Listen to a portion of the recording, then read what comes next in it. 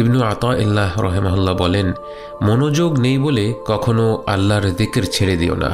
যিকিরের ব্যাপারে বেখেয়াল হওয়া যিকিরের ভেতর বেখেয়াল হওয়ার চেয়ে বেশি ক্ষতিকর। সুবহানাল্লাহ। কত মানুষ যিকিরের মাধুর্য থেকে বঞ্চিত হয় কারণ তারা ভাবে শুধু ঠোঁট নেড়ে কিছু কথা উচ্চারণ করে লাভ কি যদি এতে আন্তরিকতা না থাকে। এই ব্যাপারটিকে একটি আধুনিক পার্সপেক্টিভ মনে হলেও ঠিক এই চিন্তাধারাকে উদ্দেশ্য করেই 700 বছরেরও আগে ইবনু আতাইল্লাহ রাহিমাহুল্লাহ আমাদের উপদেশ দিয়েছিলেন, গাফলাতাকা আন ওয়ুজুদি যিকরিহি আশাদ্দু মিন গাফলাতিকা ফি ওয়ুজুদি যিকরিহি। যিকিরের ব্যাপারে বেখেয়াল হওয়া যিকিরের ভেতর বেখেয়াল হওয়ার চেয়ে বেশি ক্ষতিকর। আপনি যখন যিকিরের জগতে প্রবেশ করবেন, এর মাধুর্যের স্বাদ পেয়ে যাবেন, আপনি তা কোনো দিন ছাড়বেন না। চারপাশের মানুষ যখন দুনিয়ার ব্যস্ততায় মত্ত, গাড়ি বাড়ি ধন দৌলতের পেছনে অবিরাম ছুটছে, তখন আপনি যদি নিজেকে সেখান থেকে সরিয়ে নিয়ে এসে আপনার সৃষ্টিকর্তার স্মরণে কিছুটা সময় কাটাতে পারেন, তাঁর তাসবিহ পাঠ করেন, তাঁর প্রশংসা করেন, তাঁর কাছে দোয়া করেন এবং কৃতজ্ঞতা প্রকাশ করেন, আপনি অন্তরে যে প্রসন্নতা অনুভব করবেন তা আর কোনো কিছুর সাথেই তুলনা হয় না। ভেবে দেখুন, এই পৃথিবীতে আপনি টাকা পয়সা দিয়ে সবচেয়ে আনন্দদায়ক কোন জিনিসটা কিনতে পারবেন? এবার কল্পনা করুন, ফজরের নামাজের পর যখন ধীরে ধীরে পূর্বাকাশে সূর্যের কোমল আভা ছড়িয়ে পড়ছে, পাখিদের কলতানে মুখরিত হয়ে উঠেছে প্রকৃতি, এক অপার্থিব স্নিগ্ধতা ছেয়ে আছে চারিপাশে, আর আপনি একাকী বসে আপনার রবকে স্মরণ করছেন।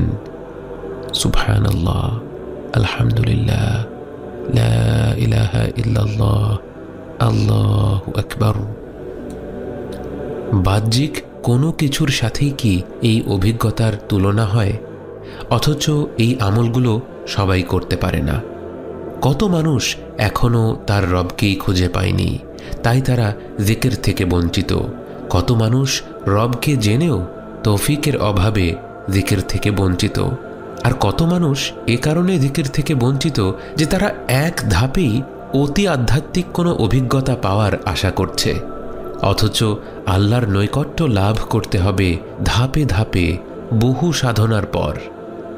আল্লাহই আমাদেরকে বেখেয়ালিভাবে যিকির করা থেকে মনোযোগ সহকারে যিকির করার তৌফিক দান করবেন এবং অবশেষে তাঁর তৌফিক পেলেই আমরা পরিপূর্ণ আন্তরিকতার সাথে যিকির করতে সক্ষম হব।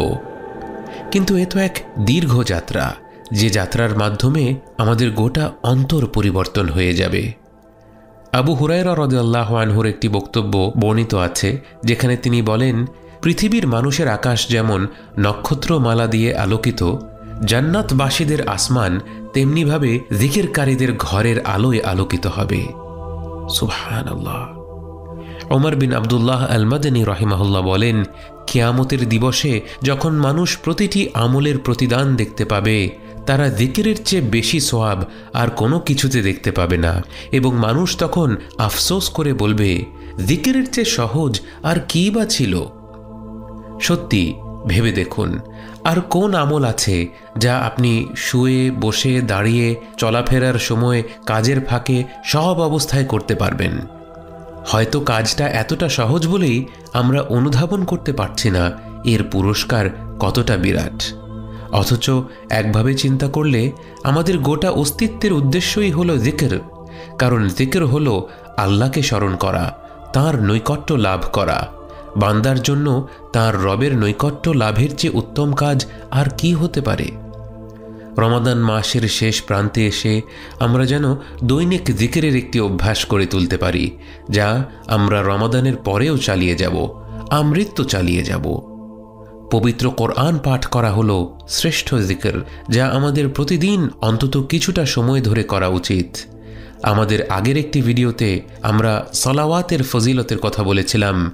সকাল এবং সন্ধ্যার যিকিরে রয়েছে অপরিসীম কল্যাণ।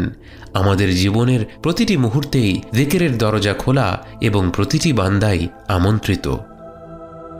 আমাদের জীবন হলো একটি তাসবিহের মতো, এর এক একটি মুক্ত হলো আমাদের এক একটি নিঃশ্বাস। যেদিন শ্বাস ফুরিয়ে যাবে সেদিন এই জীবন শেষ হয়ে যাবে। এই সীমিত নিঃশ্বাসগুলোকে আল্লাহর যিকিরের মতো মহিমান্বিত আমলের পেছনে ব্যয় করার চেয়ে উত্তম আর কিছু কি হতে পারে?